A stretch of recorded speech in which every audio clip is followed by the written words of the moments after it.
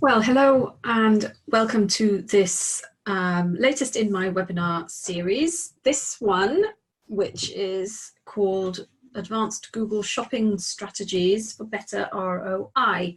So what I'm aiming to do here is give you a fairly high-level overview of how we structure shopping campaigns in a way that you can effectively different amounts for better and worse quality searches, which is something normally in Google Shopping you don't target keywords. You supply a feed to Google. They look at the information in that product feed, the product titles, the descriptions, etc. And they decide when to show your shopping ad when somebody searches on Google. So there are ways to sort of have a little bit more control over how and when you show and for what searches, and to be able to bid higher on the really good quality searches that are more likely to convert than on the more kind of general, what we call top of the funnel searches. So that's the aim of the webinar. Before I dig into the details of that, I do want to just want to just talk a little bit about why we want to use Google Shopping. This, I think, is quite this image I'm showing here is, I think, a couple of years old, to be honest. But just showing the scale of Google Shopping and the sort of the amount of impact it's having in search. So when somebody comes to Google looking for products or looking for or even researching products, the percentage of clicks that go to Google Shopping over the sort of the traditional text ads, which you see at the top and the bottom of the page, is, well, as you can see here, sort of 85% of clicks, over 80% of clicks, this is based in the US, are going towards the shopping ads over the text ads. So it's massive. And so if you are an online retailer, you need to be doing Google Shopping without a doubt. You're missing a huge opportunity if you're not. So enough of the preaching. And again, this is just, I've just sort of put this in here as a little sort of image of the, I don't know if you can see that actually, but we've got this by retail sector. So you've got occasions and gifts up here, telecoms, home and garden, personal health, with fashion at the bottom, you know, just.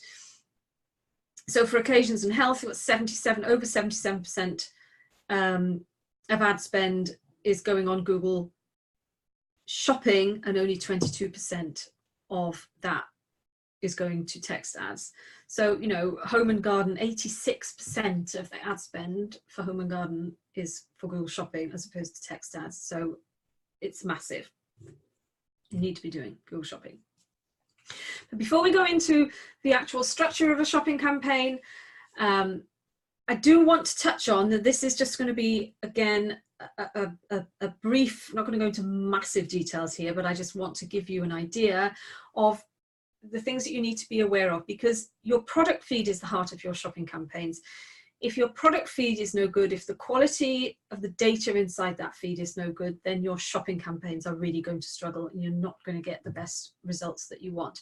So I just want to run through what you need to be thinking about with regards to the basic quality of the data inside that feed. So you need to be looking at things like your item IDs.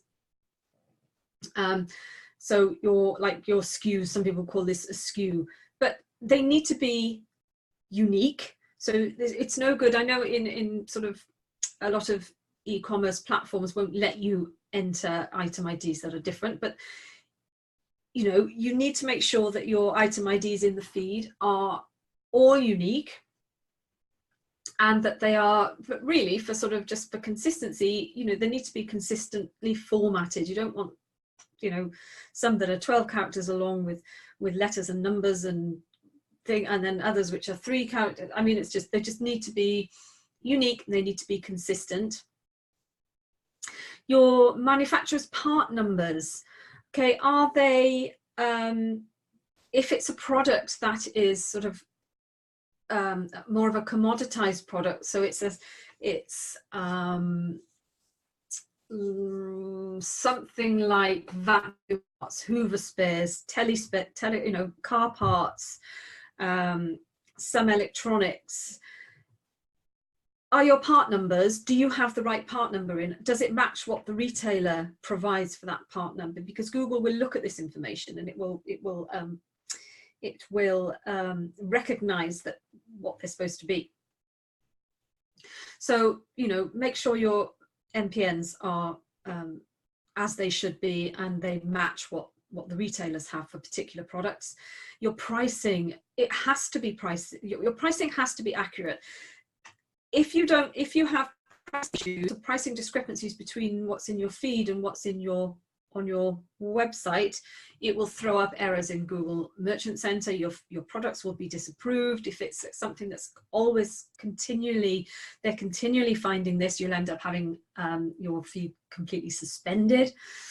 So if you are the kind of retailer that updates prices a lot on your website, you need to make sure, or even if you only do it, you know, occasionally, but you have, say, you know, this morning you're having a massive price update on your website, you need to make sure that you kind of manually then update the product feed in Google Merchant Center to reflect the new prices on the website. Incidentally, with regards to prices, Google are looking now to have the schema markup on your product pages so that they will go and on a continual basis, they will check this markup on your product page and verify and to keep checking that it is actually the same as what's in your feed. So you need to have that markup on your product pages as well so they can go and do that. Otherwise, you get errors. The links in your product feed. So the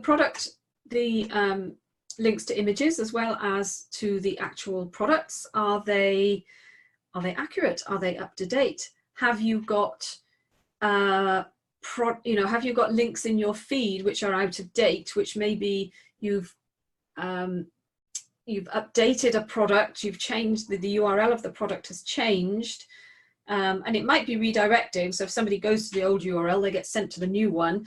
But if your feed sends you to the old one and then it forwards you, then you lose out tracking, and you know your tracking isn't as effective. You can't. There's just all sorts of problems.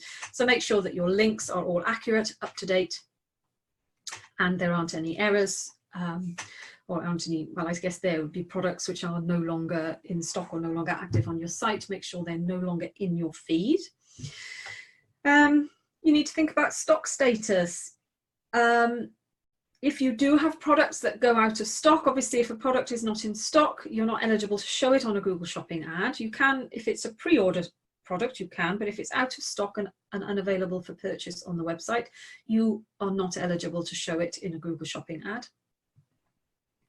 So you need to make sure that you have some kind of mechanism in place so that as products go out of stock on your website, they are removed from the feed so they don't get pushed through to Merchant Center. I use a third party, it's called Data Feed Watch. So it will only ever push out products that are marked as in stock, and anything that's out of stock will get pulled back. And then when it comes back into stock, it goes back in and back out into Merchant Center. So that's something that you need to keep an eye on as well. Product variations.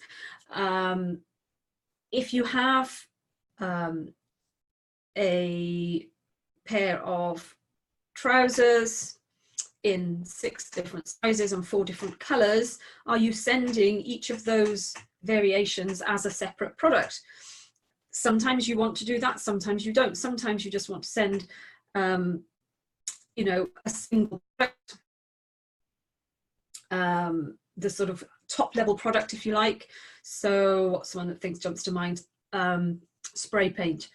So a metallic spray paint. I might just want to send the top level metallic spray paint as the main product to Google. Even though I might have 6 different colors of, you know, silver, gold, bronze, whatever. Or I could send silver metallic spray paint, gold metallic spray paint, bronze metallic spray paint, blah, blah, blah. So you need to think about that, whether you want to send the single product or whether you want to send individual variations. If you have a lot of options, you could end up with a very, very big feed. If you have, like I said, an item of clothing that's got 6 different sizes and 4 different colors, that's 24 different, well, it's probably more than 24, I don't know, but it's like, you know, every one of the 6 sizes comes in the 4 colors. So that's one product, but it's 24 variations. So you multiply that over your feed and over every product that you have in your shop, it becomes very big. You have to have some way of managing that.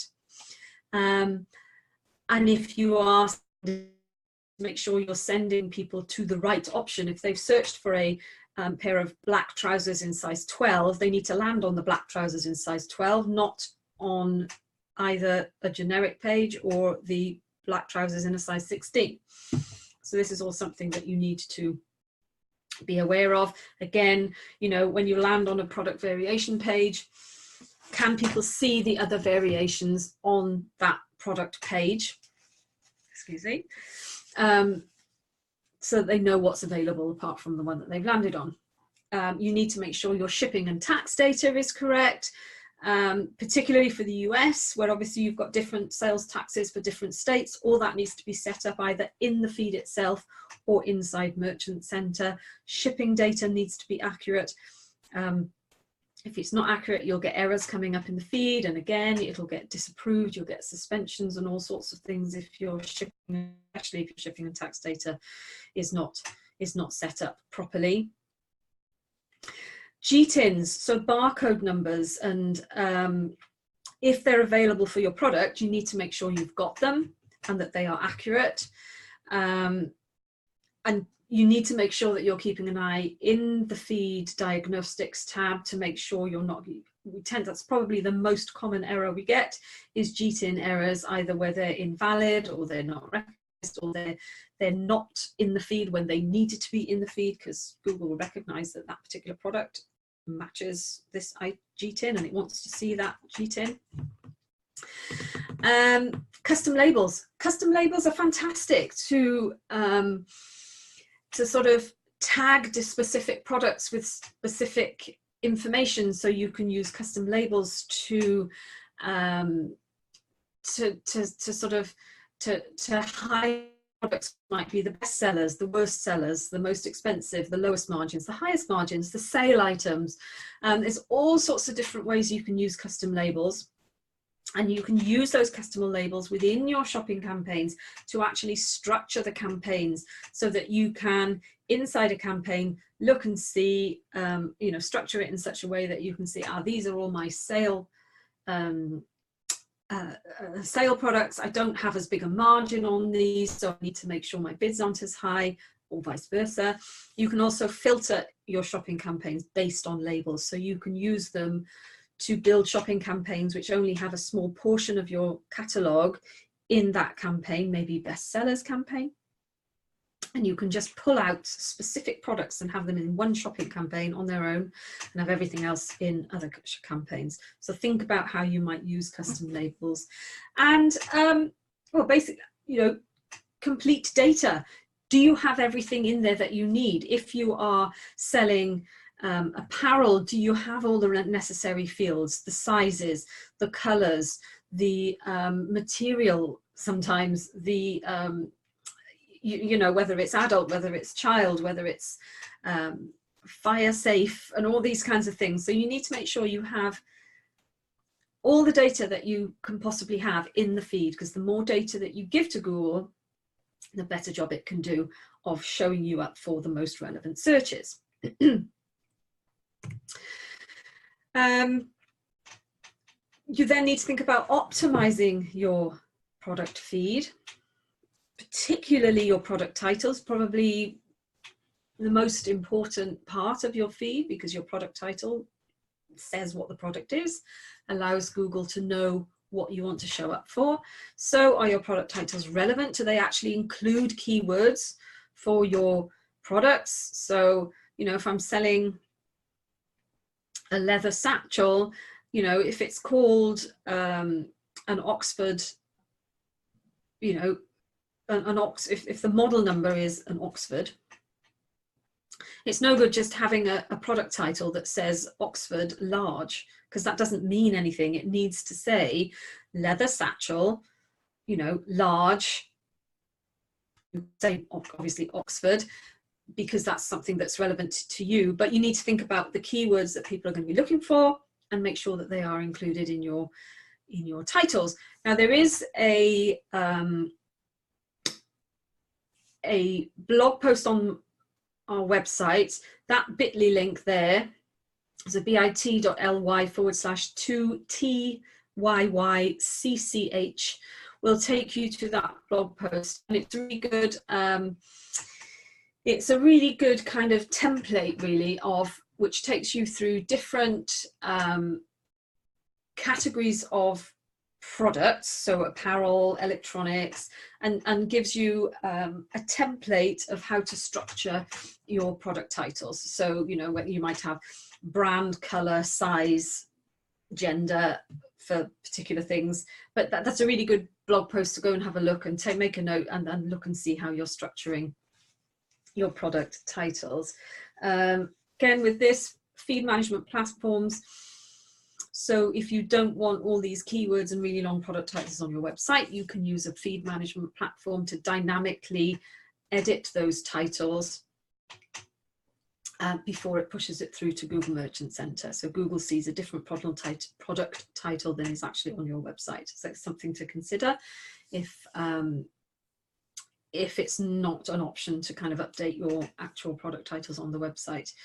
Again, with product descriptions, make sure you have plenty of descriptive text. You need to have plenty of keywords in there. Tell Google what the product is and what it's about, and as much detail as possible, whether that's colors, technical specifications, sizes, all of that kind of information. Get it in there. Product images. You know, don't forget the main, the sort of the main thing that draws the eye in product shopping ad is the product image. If your image is fuzzy, the product is really tiny in the middle, you know, it's a big white background with a tiny image in the middle, you know, you're not going to show up well when somebody's looking at two pictures. They're going to go for the picture that looks most appealing and that provides the best image of the product. So you need to think about how good your images are. You know, they need to be on a white background. You know, you can't have watermarks or promotional text or anything on it. Just needs to be the product image. And if you need to update your images and you've got 2,000 products and you're like, there's no way that we can take photos of 2,000 products, just take your top 20 products, start with those, your 20 best-selling products. Take new photos and get new photos of those. Start with that, and then you can sort of slowly add, as you add new products, you can start improving all your product photography. It makes a big difference. A big one that a lot of people miss is product type. Now, product type is an element, is an attribute in the feed that some argue is actually more important when it comes to looking at what keywords to show you up for. It's argued that product type is actually one of the most important ones. It's not like the Google product category where they're sort of pre-designated categories and you kind of have to find the one that's most relevant to your product. A product type is something that you can specify. So, for example, if I am selling cameras, my product types would be something like DSLR camera, HD video camera. So think of the sort of top level general keywords that somebody would search for a range of products, and kind of that's what you need to think about as being your product type.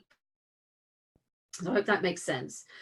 But you can specify what that product type is, but you need to make sure you have it in there.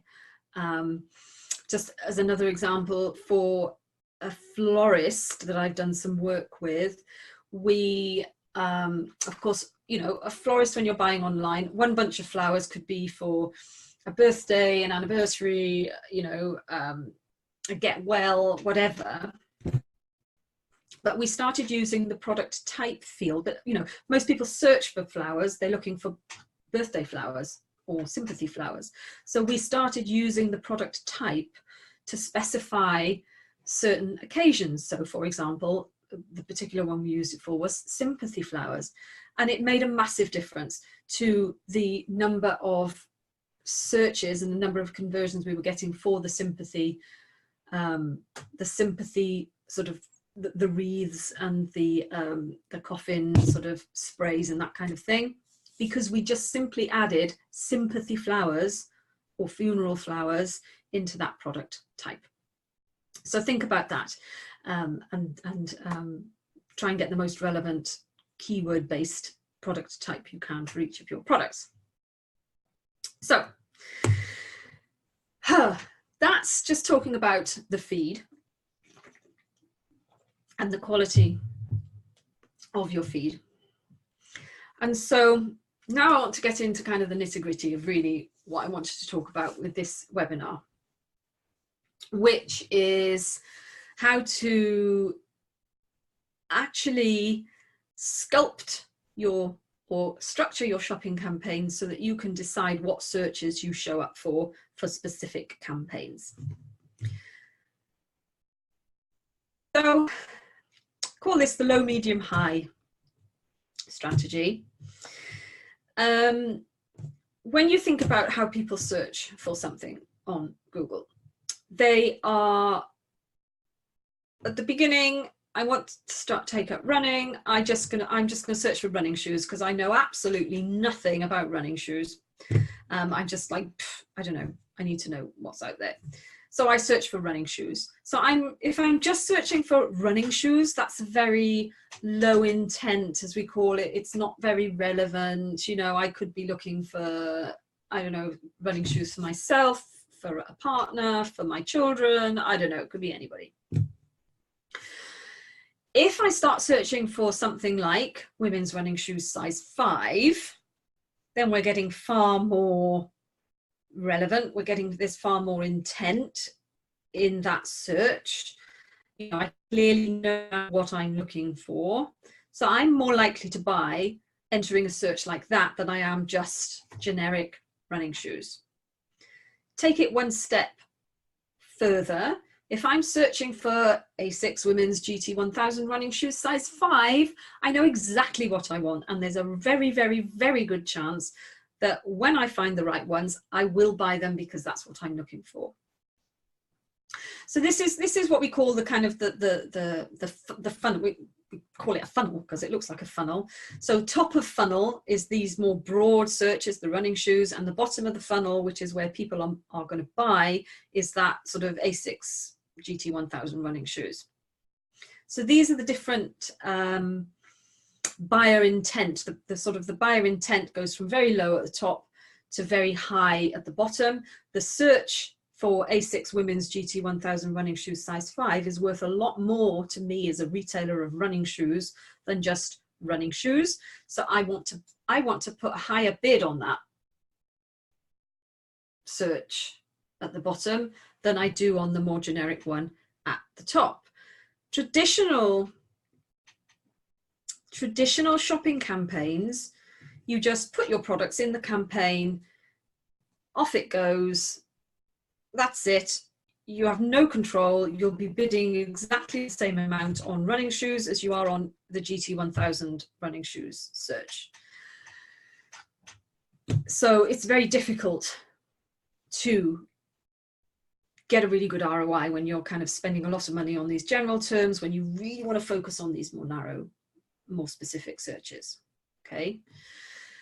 So what we do is we can use something called campaign priority and negative keyword lists in order to direct those searches into specific campaigns. So shopping campaigns, there are 3 different priority levels: low, medium, and high, hence the name. I'm nothing if not inventive when it comes to naming things. So you low, medium, and high priority. If you have 3 shopping campaigns that are all exactly the same, and the only thing that is different is the priority, low, medium, high, then you've got the same products, you've got the same bids, you've got everything's the same. The only difference is the priority. When somebody searches, Google will kind of look at your shopping campaigns, and it'll go, oh, which, you know, it'll see that you've got 3 campaigns, all of which actually there's product eligible to show for this particular search. It will give priority to the highest priority campaign. So your campaign that will show will be the one with the high priority. If that's, I don't know, run out of budget or something, then it will move to the medium priority. And then if for some reason that can't show, it will then show the lowest priority campaign. Okay, so far so good. So we can use that in order to say to Google, I'm going to have 3 campaigns.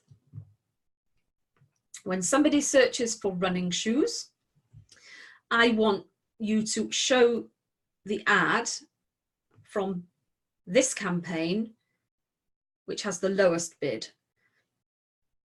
And when somebody searches for that GT1000 running shoe, I want you to show the product from this campaign, which is a different campaign, which has a much higher bid.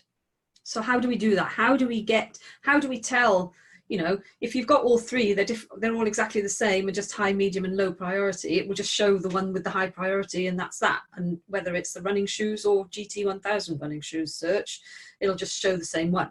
So how do we do it? We do it by using negative keyword lists and by adjusting our bids. So let's take the GT1000 search term. Okay, I'm going to set up 3 shopping campaigns: low, medium, and high priority. Okay, now the low priority campaign is where I want the best searches to go to. It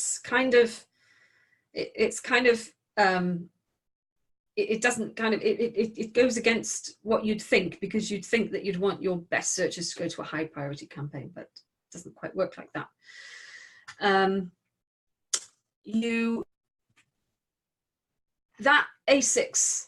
The A6 keyword, what we're going to do is we're going to add that as a negative keyword, okay, in our campaign which has the lowest bid.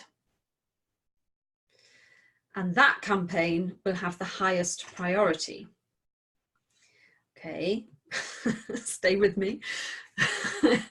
So our generics, our kind of generic searches, will have that campaign that's targeting generic searches will have really low bids, because we're just kind of mopping up random searches and really general searches. We don't want to pay a lot for those. We want them to have a really, really low bid, right?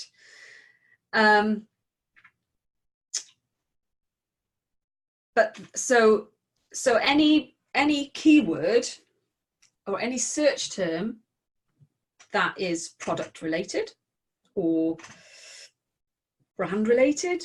So if if a search contains even Nike or Asics or Adidas, I don't want to show it in that general searches. That's just for like the, you know, really, really general searches. If somebody's specifically searching for a brand, then again, they're quite a good prospect for me. So I want to funnel those through a kind of a campaign that's only for the branded searches, and they're kind of that middle one, you know. You know, that sort of middle campaign where they're slightly better targeted searches. And so what we do is, as you can see from this, the generic searches will have a very low bid. We'll add negative lists to that generic search campaign for all product-based searches. So your actual product names, if relevant, if people search for your products by name, you'll add all those exact matched negatives. You'll add all the brands as negatives as well. Those will be phrase match negatives. So that campaign will never show up for a search that contains any of your brands or any of your product titles or any of your kind of best converting searches. Okay, and then you'll have a really, really low bid.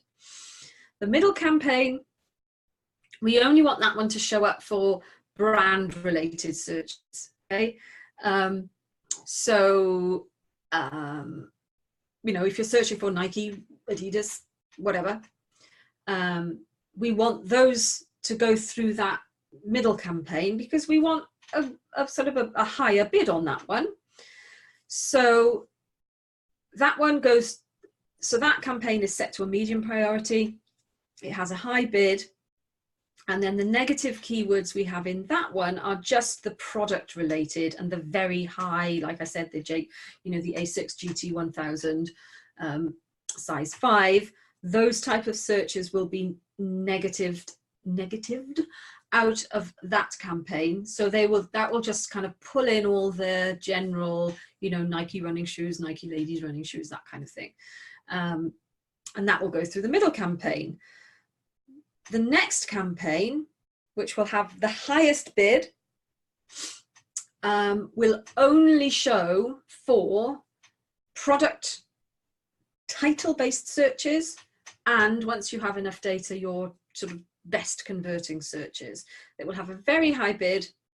You don't have any negative keywords on that one, but it will have the lowest priority. Now, the way this works, of course, is when I search for, so say I'm searching for running shoes, it'll look at my campaigns and it'll say, all right, you've got 3 campaigns. It'll look at the high priority campaign. It'll say running shoes. Yeah, that's relevant. Okay, there's no negative blocking. Right, fine, we'll show that, but it will have a low bid. I search for Nike running shoes. It looks at my campaigns. It looks at the high priority campaign first. It says, oh, Nike running shoes. And then it says, oh, okay, we've got a negative keyword in this campaign for Nike or Adidas. I can't show that. So it looks to the next priority campaign, which is the medium priority, which has a higher bid. Is this relevant? Is this eligible to show? Yes. So now I will show an ad for that search term, which includes the brand, and I'll pay a little bit more because it's a bit more relevant. Somebody else comes along and searches for the A6 GT1000 running shoes. It goes to my high priority campaign. It sees that I have negatives for, well, I have a negative for the brand for one. I also have a negative for that whole product name. So it can't show me for that. It looks to the next one, to the medium campaign. And we've got all our product titles in there as negatives. So it can't show me on that one. So it then goes to the lowest priority campaign. It says, can I show it for this? Yes, I can, because there's no negative blocking it. But we have a very high bid because we're only showing for those really good searches. We have a very high bid. So yes, I can show the ad. But the point being, because we have a high bid on this, we're going to rank really well in the shopping ads because we're much more likely to get a conversion. So that's how it works. Low, medium, high priority campaigns with very high and low bids, and then negative keywords, kind of blocking generic terms from the, or rather blocking very specific terms from that generic one with the low bids. Hope that makes sense. So you don't just have to use it. There are kind of a couple of use cases for this. You can use it where, as I've just mentioned in this one, I have a general campaign. We have one campaign for the branded searches. So this is good for, like, I always pick running shoes because it's a really good example, because you have those brands. It might also be something like electronics, where you've got all, you know, or cameras, where you've got Nikon, Canon, all that kind of Olympus, all that kind of stuff. And product searches is where you have the kind of products that people search for a product. So a Canon EOS 100, you know, DSLR. Somebody will search for that, and that's going to be pretty similar to your product title. So that's one way of doing it. For some companies,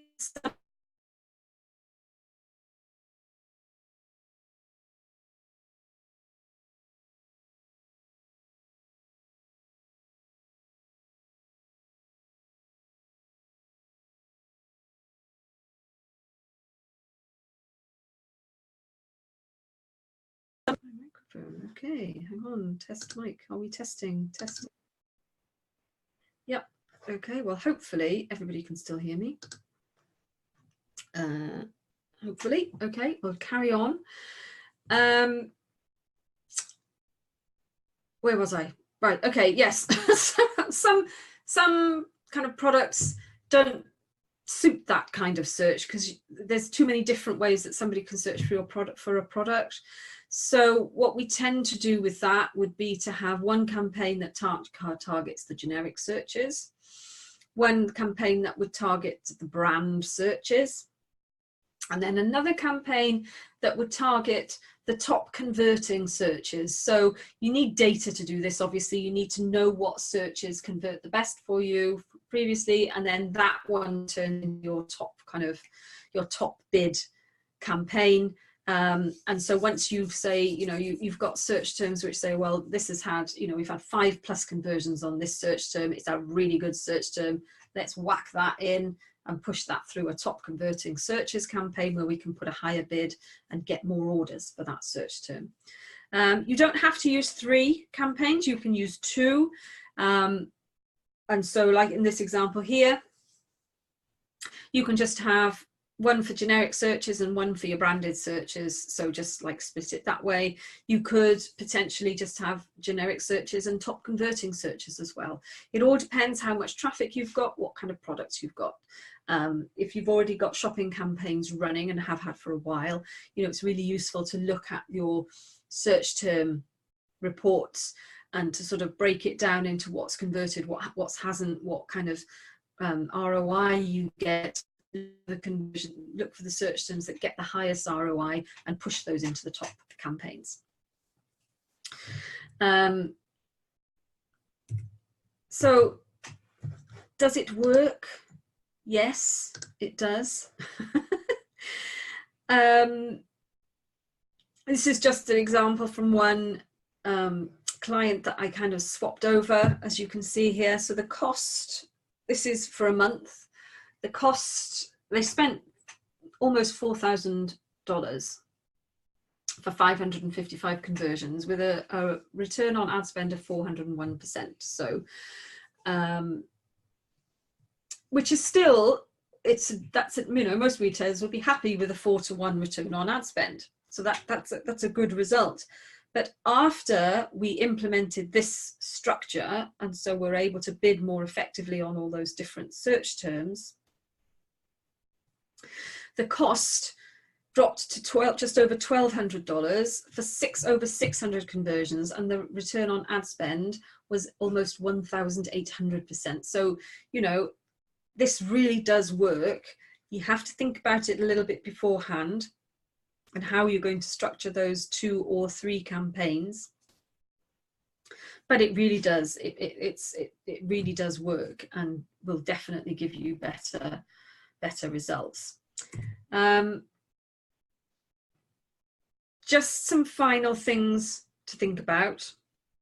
So when you're using brand negatives, they need to be phrase match, because if you don't want to just use an exact match brand, because then you'll only block if somebody searches for Adidas on its own. So your brand negatives need to be phrase match. You do need to include any kind of variations and misspellings. So Adidas, for example, you know, include it without the double D. You know, just think of any random misspellings, and include all different variations, whether, you know, if it's a hyphenated brand, so put it with the hyphen, without the hyphen, you know, all mashed into one, whatever. So make sure you get all the options.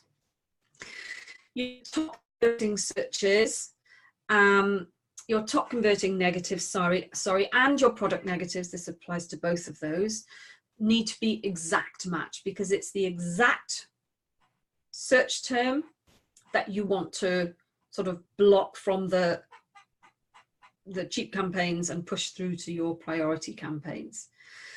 For product, when you're doing your product negatives, don't just include product titles, include model numbers as well. This is particularly for things like spare parts, you know, where if I'm looking for a part for my Hoover or something, I'm going to look for a specific part number. So you need to do it for part numbers, model numbers, product titles, and include your MPNs if they are, you know, manufacturer's part numbers. If they're your random kind of part numbers, then no need. But if they are the same ones as the manufacturer uses and they're sort of recognized by people, make sure you include those as well. You do need to make sure you keep your negative lists up to date. You know, whenever you add new products, you need to be updating it to add those new product titles and model numbers into the negative lists, and any new brands that you might add.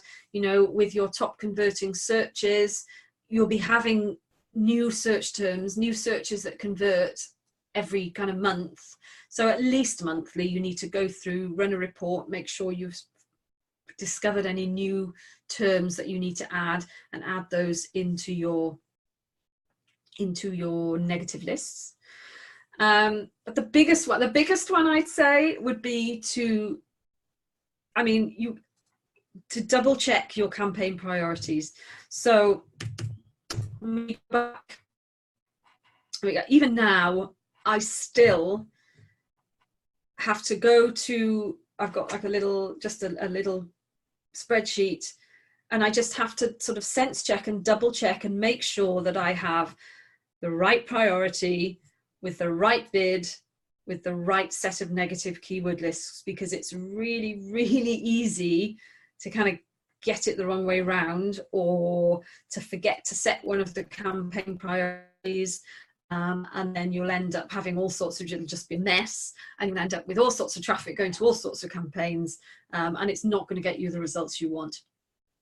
So before you launch anything, just double check to make sure you have the campaign priorities right, you have the right negative lists applied to the campaigns, and you have the bids set at the right levels. So the high priority needs the lowest bid, the low priority needs the highest bid, and make sure you're all sort of starting from a good point, and then you'll be good to go.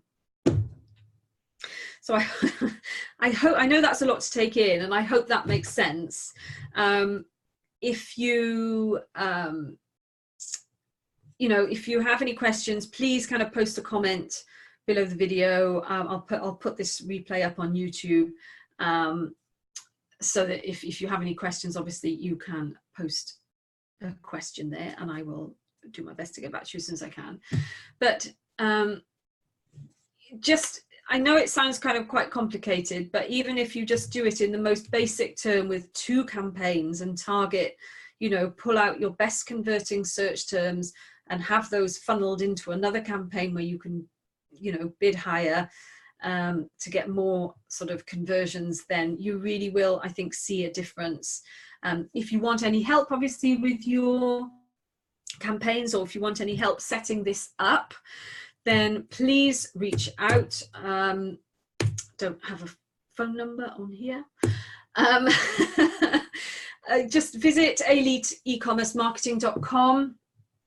There's information there. There's a phone number. Just give us a call, or you know, get in touch through the website. But it's well worth putting the effort to implement this strategy, because it really will give you a better ROI on your shopping campaigns. So I thank you for your time, and I look forward to seeing you in the next webinar. Take care now. Bye.